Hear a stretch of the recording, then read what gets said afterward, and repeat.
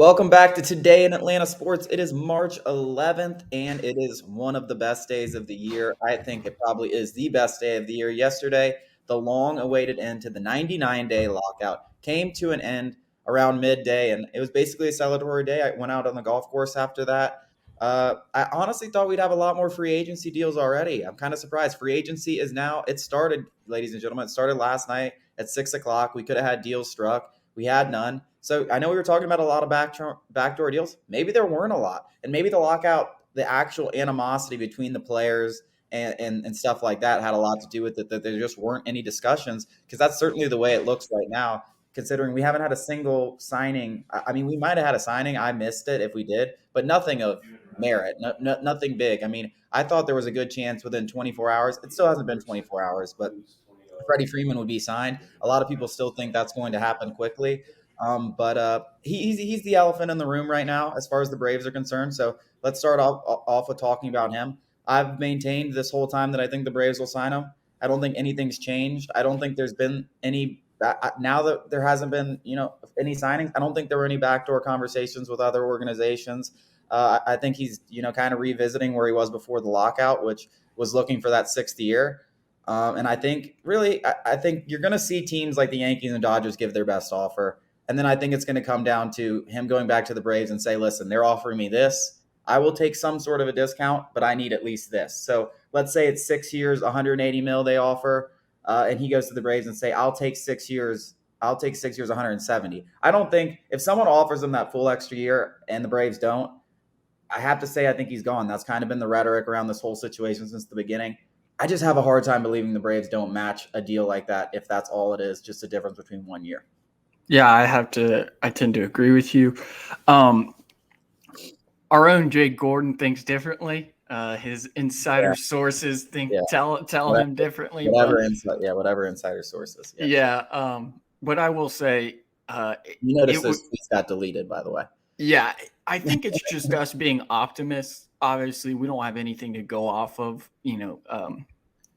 I think concrete reports. But yeah, I want to be optimistic and think the Braves re-sign Freddie. I don't think I just refuse to believe that you can't work a contract with the 6 year that still protects the team and still gives Freddie, what he needs, especially with the DH coming to the National League. I'm confused. Even with Freddie being 38 or 39 in that 6 year, and let's say he's just playing DH, paying him whatever, $30 million a year is a lot for just him being a DH. But there's got to be ways around that in terms of, paying him maybe paying him more up front or something like that, or giving the team some sort of coverage on the back end. Because if it's just the 6th year, to me, a deal is imminent. I mean, it seems it's a no-brainer. There's not much you can do in baseball contracts. It's pretty much, you spread it out over the length of the deal and you let it go. The Braves aren't going to want to pay anything up front, like front load it, because they want to put the best team on the field this year, and they're not going to want to backload it, obviously, because they don't want to be paying $40+ million for an aging 39-year-old first baseman. So they're going to just spread it over the length of this deal. I don't imagine there'll be any team or player options. The Braves are a team that don't do player options. You will never see that by the Braves.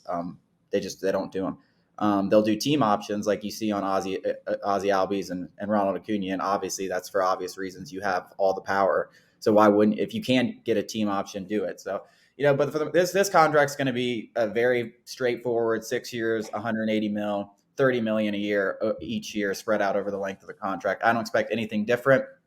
And I think if that's what it is, that a deal gets done. I know we're talking about Yankees. I have a hard time seeing the Yankees putting out, like, will they be able to bid for Freddie Freeman? Yes, but do the Yankees have enough money to offer him the monstrous contract it'll take to probably outbid the Braves? Because the Braves have enough money to bid the 6 year 180 that we're talking about. If that's what it is, they have that money. I think it's going to take more than that to get him away from Atlanta. And the Yankees have the money. Are they willing to spend more than that? I don't think so. They have Aaron Judge coming up, who's going to require $200 to $300 million contract. They already have Garrett Cole on the books. They have already a $230 million payroll, and they have Aaron Judge ready to, get paid. I mean, they have money, and they're going to make more than that, but are they willing to go that far up the luxury tax threshold? I just have a hard time believing that. I do believe they're interested. I do believe they'll make him a good offer, but will it be enough? I think it's going to take like 200 mil really to pry him away from Atlanta. And I could be wrong. I mean, the Braves have been obviously stubborn through this process. If they had offered that 6-year 180, this deal would be done already. So I definitely could be wrong. Maybe they don't go up to that number. I just have a hard time believing that. I think now that the CBA is locked in, you have a universal DH.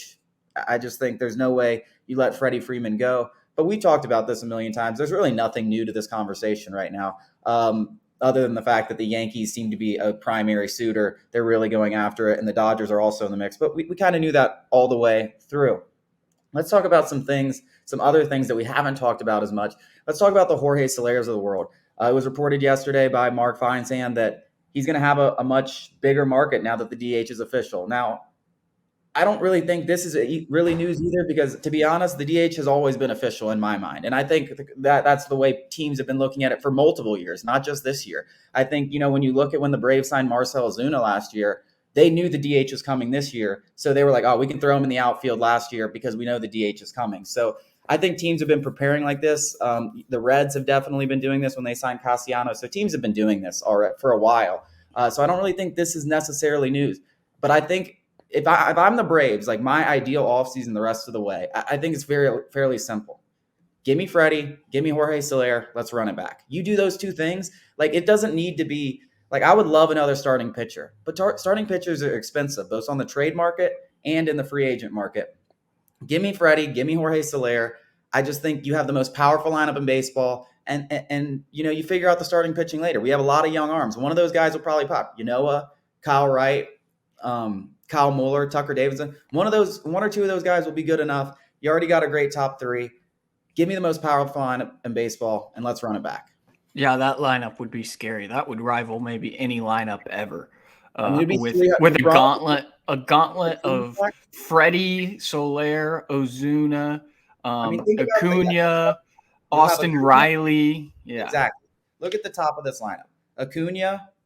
I would probably put Soler second. I love just having that much. I loved having that much power at the top right there. Acuna, Soler, Freddie Freeman, Austin Riley, Marcell Ozuna, Ozzie Albies, Dansby Swanson, Travis d'Arnaud, Duvall. That's nasty. Adam Duvall. I forgot Duvall. Duvall's hitting like eighth. The guy's gonna hit 40. The guy's gonna hit 40 homers, and he's hitting eighth. I mean that I think I wrote a lineup earlier. Right up earlier in the offseason.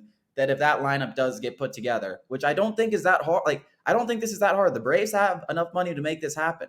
Like just do it. Just do it, and just watch championships flow in, because there will be so much. They will hit 300 plus homers every year. You have legitimately 5 guys that could hit 40 plus homers, and then 2 or 3 others that could hit 30 plus. I mean, come on, man. Come on.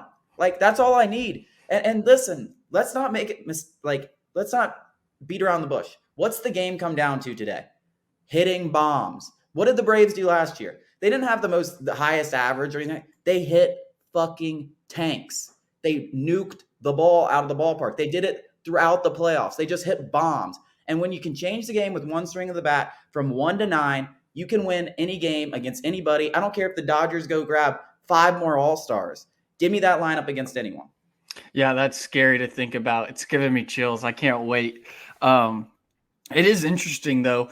Even though if they don't even sign Soler, that lineup is still nasty. I mean, it's going to be nasty regardless. I mean, this is all assuming Freddie comes back. But even if Freddie doesn't come back, what do you think? Anthopoulos is just going to sit on his hands? Obviously not. No. We're both in the same, mindset that if he doesn't get Freeman, he's going to go make a play for another big-time first baseman. He's not going to just stand by. Yeah, I mean, you think about it like Freeman. Let's just say we have Freeman on the roster. That's a $30 million hold we have on the roster. If we don't get him, we still have that $30 million to go spend. Whether that's making a bigger splash on Carlos Correa or just signing more power or grabbing a starting pitcher, we have money to spend and we're going to spend it.